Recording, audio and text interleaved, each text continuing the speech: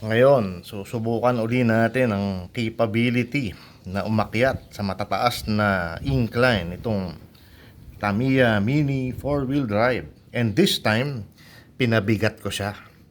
Nilagyan ko siya ng tingga. Tingga ito. Ito yung ginagamit para balansehin ang gulong ng mga kotse. Ang original na weight nito ay 200 grams. Kasama ang battery. Pero dahil nilagyan ko siya ng maraming tingga, tingnan natin kung gaano siya kabigat ngayon. Meron akong weighing scale. At ngayon ay nakaset siya sa 0. Ipapatong ko to. At ang bigat niya ngayon ay nasa 336 grams. Paano natin pinabigat? Sabi ko nga sa inyo, no, nilagyan ko ng tingga at ito ang loob niya. Ayan, tingga, lead or tingga. Ayan, pinuno ko siya ng maraming tingga. Pero sinadya ko na mas mabigat ang harapan niya. Kasi kung mabigat ang likod niya, may tendency kasi na sa akyatan, gaganon yan eh. So, sinadya ko na mabigat ang kanyang harapan. Kaya, kung napansin nyo, dito ko lang siya nilagyan ng tingga sa likod. Dito sa ilalim, hindi ko nilagyan. Ang nilagyan ko yung gitna at yung bandang harapan. Ngayon, kakabit ko lang tong katawan niya.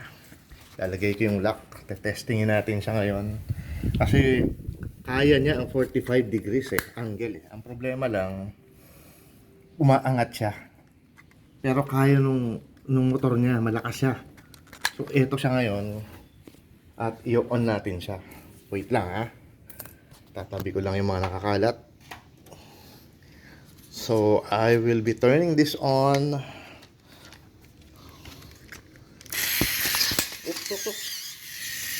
Wait. So, off ko lang uli Bumagsak Natanggal yung ano niya yung hitch. Kakabit ko lang Yeah. Dali lang momentarily wala yung video. Kahit kakabit ko lang yung hitch niya.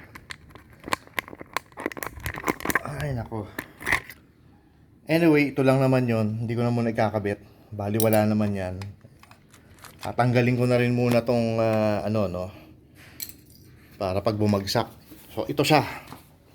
Ngayon, I'll turn it on again. Ayan siya. So original weight is 200 grams now. Dahil nilagyan ko pa ng mga lead or tingga. So now 336 grams. And once again, 45 degrees angle. Dumudulas. Mukhang palpak ang ating eksperimento. Mukhang sa 45 degrees kinakaya niya yan nung wala pa siyang tingga, nung hindi pa siya mabigat.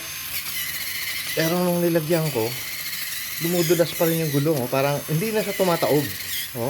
Pero ang nangyayari, dumudulas yung gulong niya. And I don't know why. Ayun kaya niya.